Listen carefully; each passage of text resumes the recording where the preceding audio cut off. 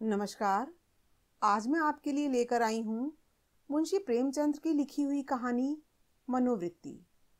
यह नारी के प्रति समाज की सोच के बारे में बताती हुई कहानी है।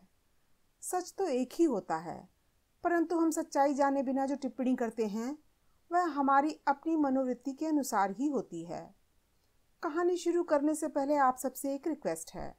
अगर आपने मेरा चैनल सब्सक्राइब नहीं किया है तो प्लीज़ कर लें और बेल आइकन को हिट ज़रूर कर दें ताकि नेक्स्ट वीडियो की नोटिफिकेशन आपको मिल जाए। तो आइए सुनते हैं। एक सुंदर युवती प्रातःकाल पार्क में बिल्लौर के बेंच पर गहरी नींद में सोई पाई जाए, यह चौंका देने वाली बात है।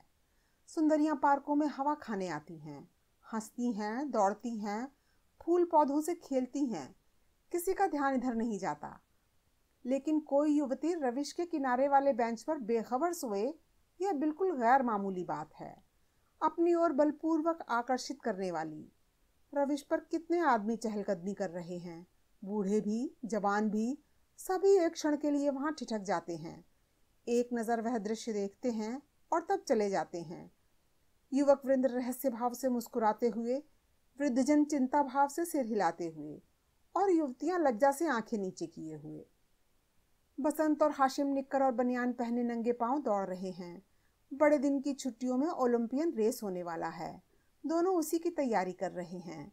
दोनों इस स्थल पर पहुंचकर रुक जाते हैं और दबी आंखों से युवती को देखकर आपस में ख्याल दौड़ाने लगते हैं। बसंत ने कहा, इसे और कहीं सोने की जगह ही नहीं मिली। हाशिम ने जवाब दिया, कोई वैश्या है, लेकिन वैश्याएं भी तो इस तरह की बेशर्मी नहीं करती। वैश्या अगर बेशर्म ना हो तो वैश्या नहीं। बहुत सी ऐसी बातें हैं जिनमें कुलवधू और वैश्या दोनों एक सा व्यवहार करती हैं। कोई वैश्या मामूली तौर पर सड़क पर सोना नहीं चाहती। रूप छवि दिखाने का नया आर्ट है। आर्ट का सबसे सुंदर रूप छिपाव है, दिखाव नहीं। वैश्या इस रहस्य को खूब समझती है। उसका छिपाव केवल आकर्षण बढ़ाने के लिए है। हो सकता है, मगर केवल यहाँ सो जाना यह प्रमाणित नहीं करता कि यह वैश्या है। इसकी मांग में सिंदूर है। वैश्याएं अवसर पड़ने पर सौभाग्यशाली बन जाती हैं।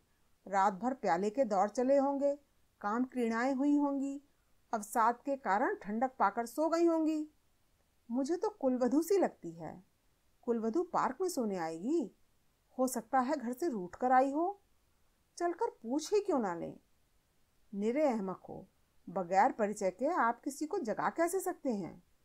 अजी चलकर परिचय कर लेंगे, उल्टे और एहसान जताएंगे। और जो कहीं झिड़क दे, झिड़कने की कोई बात भी हो, उससे सौजन्य और सदैवता में डूबी हुई बातें करेंगे। कोई युवती ऐसी बातें सुनकर चिढ़ नहीं सकती। अजी गत यौवनाएं तक तो रस भरी बातें सुनकर फूल ही उठती हैं, यह तो नव यौवना है। मैंने रूप और यौवन का ऐसा सुंदर संयोग नहीं देखा था। मेरे हृदय पर तो यह रूप अब जीवन पर्यंत के लिए अंकित हो गया, शायद कभी न भूल सकूं। मैं तो फिर यही कहता हूं कि कोई वैश्या है। रूप की देवी वैश्या हो तो भी उपास्य है। यहीं खड़े खड़े कवियों की सी बातें करोगे? जरा वहां चलते क्यों नहीं? तुम केवल खड़े रहना, पाश तो मैं डालूंगा। कोई कुलवधू है, कुलवधू पार्क में आकर सोए तो इसका इसके सिवाय कोई अर्थ नहीं कि वह आकर्षित करना चाहती है, और यह वैश्या की मनोवृत्ति है। आजकल की युवतियां भी तो फॉरवर्ड होने लगी हैं। फॉरवर्ड युवतियां युवकों से आंखें नहीं चुराती। हाँ, लेकिन है कुलवधू। कुलवधू से किसी तरह की बातचीत करना मैं बेहुदगी समझता हूँ। तो फिर चलो दौड़ लगाएं। लेकिन दिल में तो वह मूर्ति दौड़ रही है। तो आओ बैठें। जब वह उठकर जाने लगे तो उसके पीछे चलें। मैं कहता हूँ वैश्या है और मैं कहता हूँ कुलवधू है। तो 10-10 की बाजी रही। दो वृद्ध पुरुष धीरे धीरे जमीन की ओर ताकते आ रहे हैं, मानो खोई जवानी ढूंढ रहे हों। एक की कमर झुकी, बाल काले, शरीर स्थूल, दूसरे के बाल पके हुए पर कमर सीधी, इकहरा शरीर। दोनों के दांत टूटे पर नकली दांत लगाए, दोनों की आंखों पर ऐनक। मोटे महाशय वकील हैं, छरहरे महोदय डॉक्टर। वकील, देखा यह 20वीं सदी की करामात? डॉक्टर, जी हाँ देखा। हिंदुस्तान दुनिया से अलग तो नहीं है, लेकिन आप इसे शिष्टता तो नहीं कह सकते। शिष्टता की दुहाई देने का अब समय नहीं है। किसी भले घर की लड़की वैश्या है साहब, आप इतना भी नहीं समझते। वैश्या इतनी फूहड़ नहीं होती, और भले घर की लड़कियां फूहड़ होती हैं। नई आज़ादी है, नया नशा है। हम लोगों की तो बुरी भली कट गई, जिनके सर आवेगी वह झेलेंगे। अफसोस, जवानी रुखसत हो गई, जिंदगी जहन्नुम से बदतर हो जाएगी। मगर आंख तो नहीं रुखसत हो गई, वह दिल तो नहीं रुखसत हो गया। बस आंख से देखा करो, दिल जलाया करो। मेरा तो फिर जवान होने को जी चाहता है। सच पूछो तो आजकल के जीवन में जिंदगी की बहार है। हमारे वक्तों में तो कहीं कोई सूरत ही नजर ना आती थी। आज तो जिधर जाओ हुस्न ही हुस्न के जलवे। सुना युवतियों को दुनिया में जिस चीज से सबसे ज्यादा नफरत है वह बूढ़े मर्द हैं। मैं इसका कायल नहीं।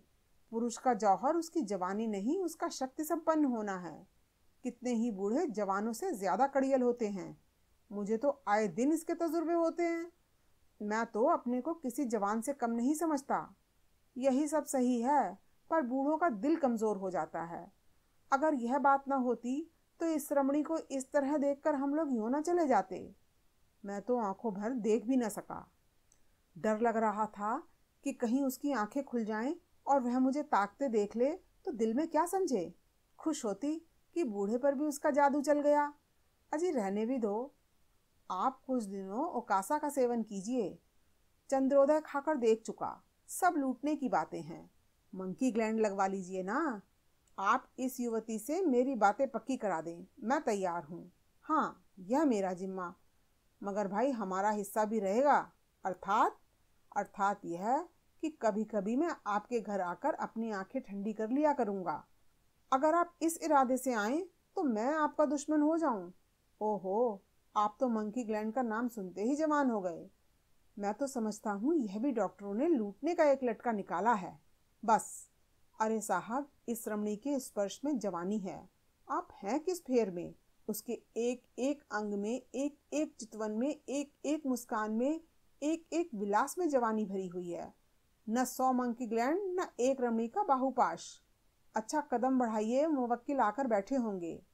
यह सूरत याद रहेगी। फिर आपने याद दिला दी।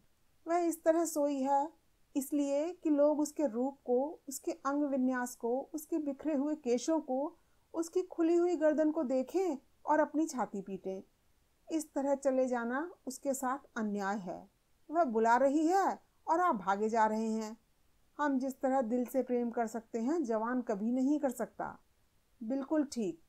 मुझे तो ऐसी औरतों से साबिका पड़ चुका है जो रसिक बूढ़ों को खोजा करती हैं। जवान तो छिछोरे, उच्छृंखल, अस्थिर और गर्वीले होते हैं। वे प्रेम के बदले में कुछ चाहते हैं। यहाँ निस्वार्थ भाव से आत्मसमर्पण करते हैं। आपकी बातों से दिल में गुदगुदी हो गई। मगर एक बात याद रखिए, कहीं उसका जवान प्रेमी मिल गया तो मिला करे। यहाँ ऐसों से नहीं डरते। आपकी शादी की कुछ बातचीत थी तो? हाँ थी, मगर अपने ही लड़के जब दुश्मनी पर कमर बांधे तो क्या हो। मेरा बड़ा लड़का यशवंत तो मुझे बंदूक दिखाने लगा। यह जमाने की खूबी है। अक्टूबर की धूप तेज हो चली थी। दोनों मित्र निकल गए। 2 देवियां, एक वृद्धा, दूसरी नवयौवना, पार्क के फाटक पर मोटर से उतरी और पार्क में हवा खाने आईं। उनकी निगाह भी उस नींद की मारी युवती पर पड़ी। वृद्धा ने कहा, बड़ी बेशर्म है। नवयौवना ने तिरस्कार भाव से उसकी ओर देखकर कहा, ठाठ तो भले घर की देवियों के हैं। बस ठाठ ही देख लो। इसी से मर्द कहते हैं स्त्रियों को आज़ादी न मिलनी चाहिए। मुझे तो कोई वैश्या मालूम होती है। वैश्या ही सही, पर उसे इतनी बेशर्मी करके स्त्री समाज को लज्जित करने का क्या अधिकार है। कैसे मजे से सो रही है, मानो अपने घर में है। बेहयाई है। मैं पर्दा नहीं चाहती, पुरुषों की गुलामी नहीं चाहती, लेकिन औरतों में जो गौरवशीलता और सलज्जता है उसे नहीं छोड़ना चाहती।